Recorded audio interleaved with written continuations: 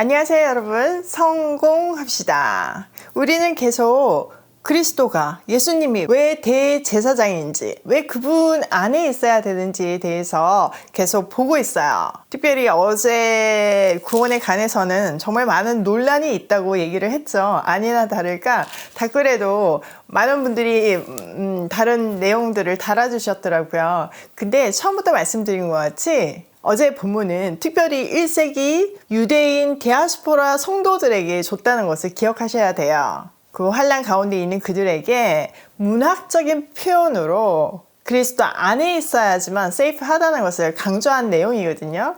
제가 하는 내용을 충분히 듣지 않고 댓글들을 달아주셔가지고 여러분한테 혼란이 있을까봐 제가 좀 너무 막 긴 글들은 삭제를 했어요. 양해해 주시기 바래요. 오늘은 그 내용에 이어서 이제 멜기세덱에 대해서 얘기를 해줄 건데요. 자, 히브리스 기자는요, 계속 멜기세덱의 반차를 타고 오신 예수님을 소개하면서 중간에 그들의 신앙 상태, 니네가 들을 기가 없어서 니네 마음이 닫혀 있어서 지금 이 내용을 알지 못한다. 그들의 신앙 상태를 얘기하면서 깨어서 그리스도 안에서 그 구원에까지 이끄시는 그 예수님을 붙들며 제발 흔들리지 마라, 이런 내용들을 얘기했어요. 그리고 이제 다시 본론으로 돌아가서 그 멜기세덱에 대해서 설명을 본격적으로 해주는데요. 유독 히브리스 기자는 왜 이렇게 예수님을 멜기세덱의 반차로 오신 대제사장이라고 소개하고 있을까요? 이것도요, 그 당시 이 메시지를 받아든 1세기 유대인들의 정황과 또 생각들을 기본적으로 알고 있어야 그 이유를 알 수 있어요. 일단 한국 사람인 우리는 멜기세덱에 대해서 잘 몰라요. 너무나 당연한 것이 성경의 정보가 거의 없기 때문이에요. 멜기세덱에 대해서는 구약에서 딱 2번 언급을 하고 있는데요. 첫 번째가 창세기 14장이에요. 한번 볼게요. 14장 18절요. 살렘 왕 멜기세덱이 떡과 포도주를 가지고 나왔으니 그는 지극히 높으신 하나님의 제사장이었더라. 그 다음은 시편 110편 4절인데요. 여호와는 맹세하고 변하지 아니하시니라. 이르시기를 너는 멜기세덱의 서열을 따라 영원한 제사장이라 하셨도다. 자, 이 두 내용을 근거로 멜기세덱을 분석해 보면 일단 신비한 인물이에요. 역사적으로 실존했던 인물로만 보기에는 신비한 영역이 너무나 많고 천상의 존재로만 보기에는 그는 창세기에 기록된 것 같이 분명 살렘 왕이었어요. 또 아브라함을 만났던 실존 인물이기도 했고요. 그렇기 때문에 그를 천상과 지상의 인물로 종합해서 봐야지만 균형 잡힌 해석을 할 수 있어요. 또 하나 짚고 넘어가야 하는 문제는요. 앞에도 말했지만 히브리스 기자는 왜 굳이 이렇게 정보가 없는 멜기세덱을 그리스도와 연결하고 있을까요? 그 이유는 예수님을 큰 대제사장으로 소개했는데 유대인들이 그걸 받아들일 수가 없었기 때문이에요. 왜냐하면 여러분, 대제사장은 아무나 될 수 있나요? 아니잖아요. 레위 지파 중에서도 아론의 혈통만 대제사장이 될 수 있어요. 그런데 예수님은 유다 지파세요. 그러니 그들의 상식으로는 도저히 이 유다 지파인 예수님이 대제사장이 될 수가 없었던 거죠. 이 질문에 대한 답을 주기 위해서 히브리스 기자는 멜기세덱을 소개하고 있어요. 또 하나 알고 있어야 되는 거는 우리에게는 멜기세덱이 너무나 생소하고 딱 성경에 2줄밖에 없는 사람이지만 당시 유대인들 사이에서는 그렇지 않았어요. 이렇게 신비한 인물이다 보니까 당시 광야 동굴에서 거주하던 쿰랑 공동체 사람들은 그에 대한 연구를 많이 했어요. 실제로 멜기세덱에 관한 연구가 쿰랑 공동체 사람들이 살던 동굴에서 많이 발견되었거든요. 그래서 당시 유대인들은 이 신비한 인물에 대해서 사람보다는 높은 신적인 존재였을 것이라는 개념을 가지고 있었어요. 히브리서 기자는 그 포인트를 딱 들어서 당시에 흔들리고 있는 디아스포라 유대인들에게 예수님을 멜기세덱의 계통을 따라오신 대제사장이라고 소개하고 있는 거예요. 자, 이런 배경을 가지고 이제 본문 속으로 들어가 볼게요. 1절 이 멜기세덱은 살렘 왕이요 지극히 높으신 하나님의 제사장이라. 여러 왕을 거쳐 죽이고 돌아오는 아브라함을 만나 복을 빈자라. 아브라함이 모든 것의 10분의 1을 그에게 나누어 주니라. 우선 여기까지 보면요, 멜기세덱은 살렘 왕이었어요. 살렘은 히브리어 지명인 샬렘을 70인 영어로 음력한 것으로 주로 예루살렘 지역을 가리키는 것으로 보고 있어요. 그는 지극히 높으신 하나님의 제사장이었어요. 그는 구약에서 처음으로 제사장으로 불렸던 인물이죠. 아브라함이 동방에서 네 왕이 가나안으로 와가지고 제사를 다 뺏고 그의 조카 롯을 붙잡아 갔을 때 뒤쫓아갔죠. 그리고 그 네 왕을 무찌르고 돌아왔을 때 그 멜기세덱이 아브라함을 축복해 주었어요. 그때 아브라함은 그에게 10분의 1, 11조를 바치죠. 자, 2절. 그 이름을 해석하면 먼저는 의의 왕이요, 그 다음은 살렘 왕이니 곧 평강의 왕이요. 자, 아브라함이 11조를 바쳤던 멜기세덱의 이름은 정의의 왕이요, 그 다음으로는 평화의 왕이래요. 여기서 순서가 중요해요. 지금 히브리서 기자가 순서를 강조하고 있잖아요. 이것은 공의의 하나님과 사랑의 하나님을 표현하고 있는데요. 하나님은 아담에게 선악과를 따먹지 말라고 명령하셨어요. 그것을 따먹지 않으므로 하나님이 창조주이심을, 또 하나님의 통치 아래에 있다는 것을 보여주는 사인으로 하자고 하셨죠. 또 그것을 먹는 날에는 죽는다고 하셨어요. 이것은요, 하나님의 통치 아래서만 안전하다는 뜻이에요.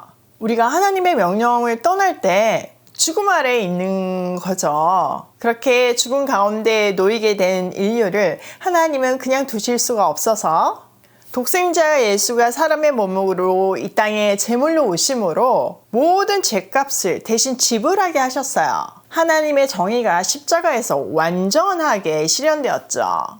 그 결과 우리가 누리게 된 상태가 샬롬이에요. 여러분은 어떨 때 평안하신가요? 많이 가질 때 평안하신가요? 아니면 지위가 높아졌을 때 평안하신가요? 모든 사람은요, 동일하게 근본적으로 하나님과의 관계가 회복되었을 때 평안을 누릴 수 있어요. 그래서 예수님께서 부활하셔서 제자들에게 첫 번째 했던 말이 평강이 있을지어다 였잖아요. 그리고 나서 숨을 내쉬면서 성령을 받으라고 하셨어요. 마치 태초의 흙으로 사람을 창조하시고 숨을 불어넣어서 생명이 되게 하신 것처럼 재창조를 하시는 장면이죠. 그러니 여기서 정의의 왕 다음에 살렘의 왕이라고 기록한 것은 공의가 십자가에서 다 충족이 된 다음 하나님이 사람에게 샬롬을 허락하셨음을 보여주고 있는데, 그런 의미에서 멜기세덱은 예수님의 예표라는 거예요. 자, 이어서 좀 더 볼게요. 3절 아버지도 없고 어머니도 없고 족보도 없고 시작한 날도 없고 생명의 끝도 없어 하나님의 아들을 닮아서 항상 제사장으로 있느니라. 자, 히브리서 기자는 멜기세덱에 대한 정보가 거의 없다고 말하고 있어요. 어머니도 없고 아버지도 없다는 것은 그의 신성을 나타내고 있죠. 또 시작한 날도 없고 생명의 끝도 없다고 표현하면서 그의 신성을 더욱 강조하고 있어요. 그 다음 이어서 하나님의 아들과 닮아서 항상 제사장으로 있대요. 이렇게 멜기세덱은요, 승기하셔서 보좌 우편에 계신 그리스도의 속성을 예표하고 있어요. 이렇게 하나님의 아들의 영원하심을 말하면서 동시에 성도가 받을 영원한 유업에 대해서도 말하고 있는 거죠. 사실 한번 생각해 보세요. 멜기세덱만 이렇게 신비한 인물이 아니에요. 예수님도 굉장히 신비하죠. 우리가 예수님을 잘 아는 것 같지만 잘 아시나요? 동정녀 탄생이라든지 부활이라든지 또 보좌 우편에 계신 점이라든지 또 태초부터 창조에 관여하신 부분, 이런 것들이 다 신비의 영역이에요. 이것이 하나님의 아들 예수님과 멜기세덱의 유사점이에요.